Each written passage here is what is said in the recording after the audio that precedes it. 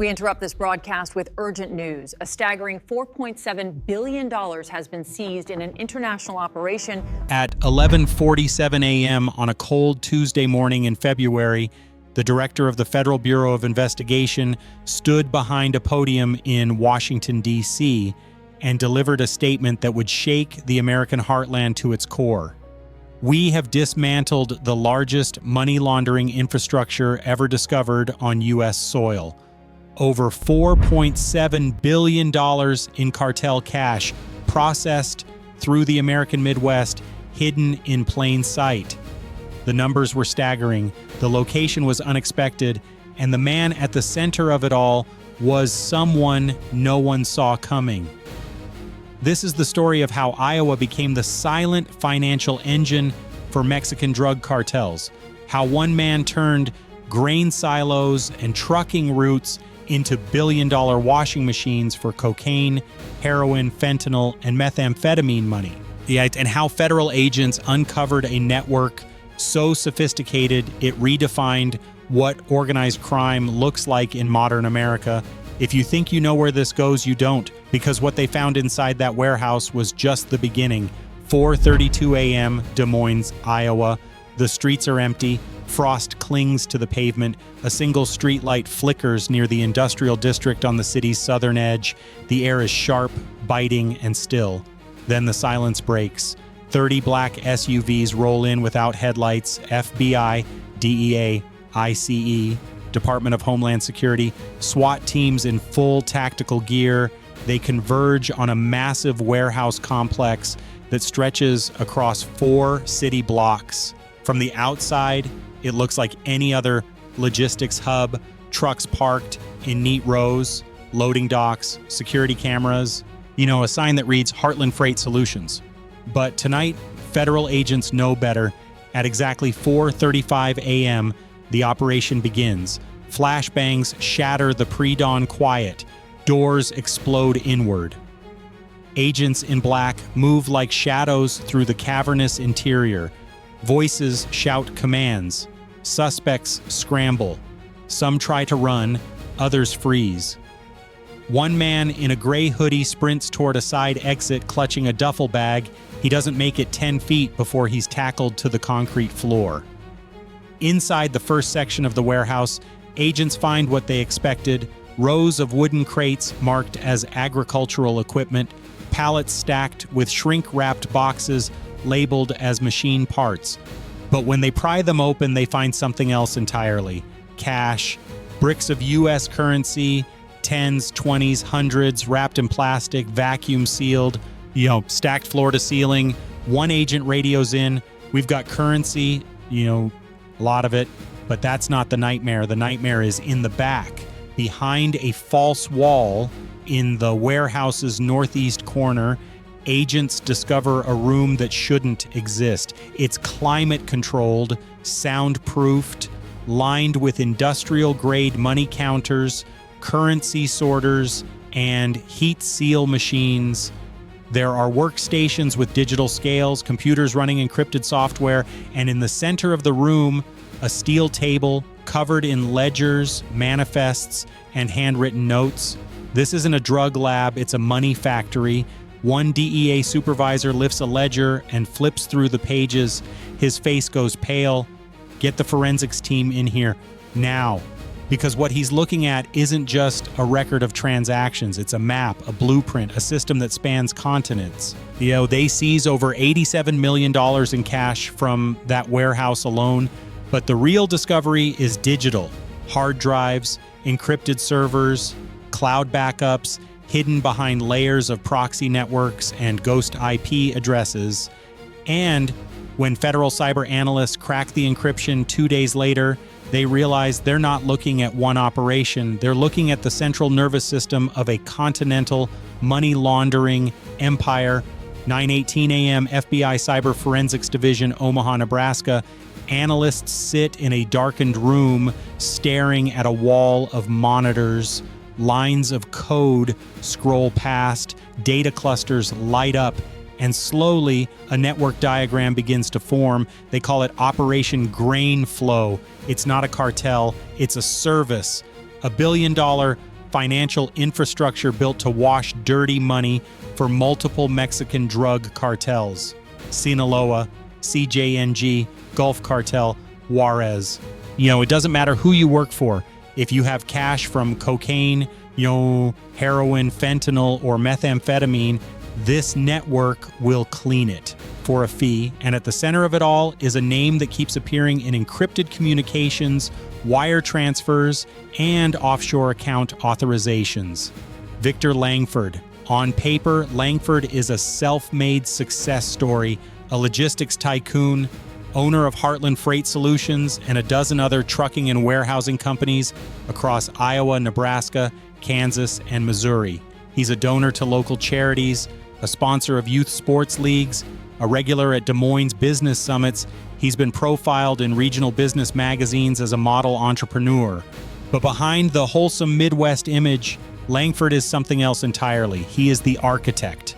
Analysts trace his digital fingerprints across shell companies, ghost accounts, and front businesses that stretch from Iowa to Mexico City, from Chicago to the Cayman Islands, from Los Angeles to Bogota.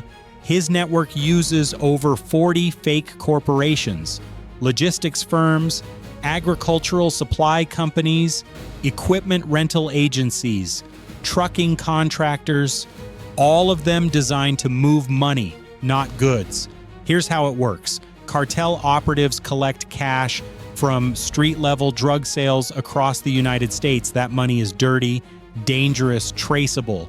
So they bring it to Langford's warehouses in Iowa. His team counts it, sorts it, repackages it. Then they inject it into the legitimate economy through a web of fake businesses that report false revenue, fabricate invoices, and create the illusion of legal profit. The cash gets deposited into banks as business income. It moves through wire transfers disguised as equipment purchases, freight payments, or agricultural contracts. Then it flows offshore into accounts in the Bahamas, Panama, and Singapore. From there, it's converted into clean assets, real estate, stocks, luxury goods, cryptocurrency. The cartels get their money back, laundered, sanitized, untraceable, and Langford takes his cut, 15% of every dollar that flows through his system. Over the last 6 years, analysts estimate that Operation Grain Flow has processed over $4.7 billion in cartel cash. One FBI analyst leans back in his chair and stares at the screen. "This isn't corruption," he says quietly. This is command-level collusion. Because Langford didn't just build a business, he built a machine. He had a machine designed to make drug money, disappear, and he did it right in the middle of America's heartland where no one was looking.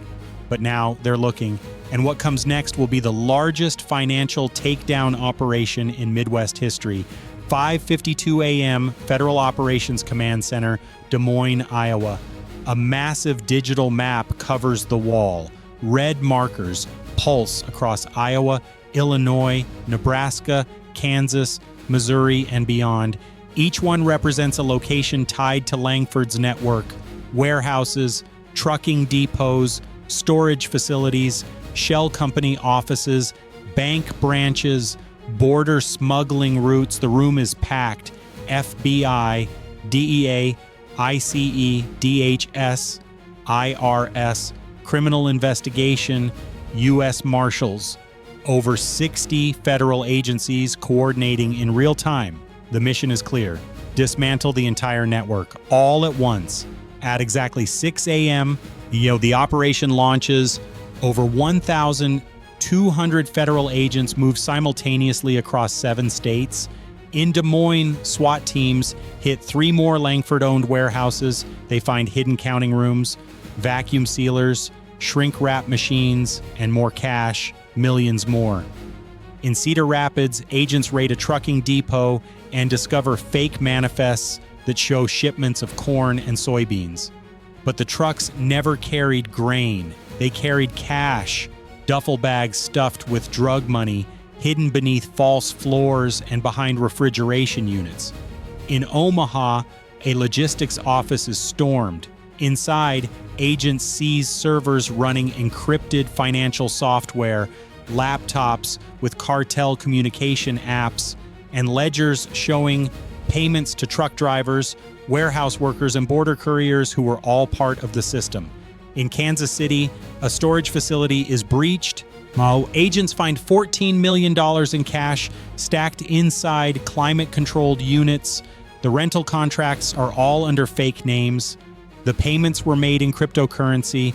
In Chicago, federal agents hit a luxury condo tower. They arrest a financial consultant who managed Langford's offshore accounts. His laptop contains spreadsheets tracking money flows to the Cayman Islands, Switzerland, and Hong Kong. And near the U.S.-Mexico border in Laredo, Texas, ICE and Border Patrol agents intercept a convoy of trucks registered to one of Langford's shell companies. Inside, they find $22 million in cash hidden in false bottom trailers. The drivers are carrying fake shipping orders. The destination was a cartel-controlled warehouse in Nuevo Laredo. By noon, the seizures are staggering. Over $340 million in cash, 73 vehicles, 18 warehouses, 46 arrests, and enough digital evidence to build cases against hundreds more. But the most important arrest happens at 1:17 p.m. Victor Langford is taken into custody at his estate outside Des Moines. He doesn't resist, he doesn't run, he simply asks for his lawyer and says nothing. One federal agent looks at him and thinks the same thing everyone else is thinking. How did no one see this coming? The answer is buried in the servers. Over the next 72 hours, forensic teams comb through terabytes of data, and what they find is chilling. Langford didn't just hide his operation, he protected it from the inside. Encrypted communications show payments to over 30 law enforcement officers, border agents, and local officials across the Midwest and southern border states, sheriffs, deputies, ICE agents, customs inspectors, all on cartel payroll. They were paid to look the other way, to delay inspections, to tip off smugglers about enforcement actions, to falsify patrol reports, to make sure Langford's trucks were never stopped, never searched, never flagged. One Iowa State trooper received $8,000 a month to provide real-time updates on highway checkpoints and DUI stops. Another officer in Nebraska was paid to erase traffic camera footage when cartel cash convoys passed through his jurisdiction. A customs inspector in Laredo received over $120,000 to approve false shipping manifests and wave through trucks without inspection. And a county sheriff in Missouri allowed Langford's couriers to use rural back roads for cash pickups, ensuring they would never encounter state patrols. This wasn't a few bad apples. This was systematic infiltration. Federal investigators interview honest officers who had their colleagues were compromised. Some of them break down. They feel betrayed, angry. One veteran deputy in Iowa says it best: "We were supposed to be the good guys, but they turned us into a shield for the cartels."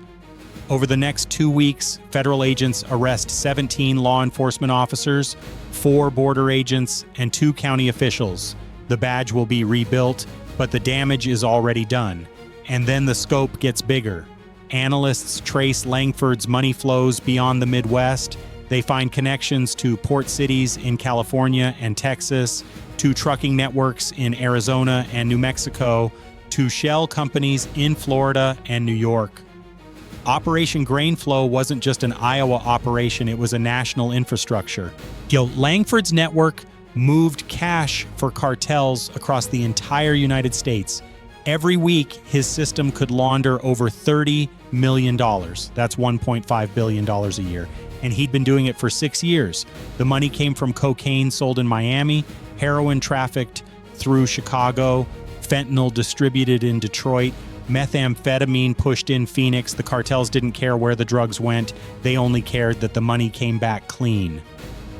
And Langford made sure it did. Investigators discover that he used legitimate agricultural exports as cover: corn, soybeans, wheat. He would arrange for real shipments to leave Iowa and cross into Mexico, but hidden inside those shipments, or traveling alongside them, were trucks filled with cash. The cartels would receive the money, Langford would receive his fee, and the cycle would start again.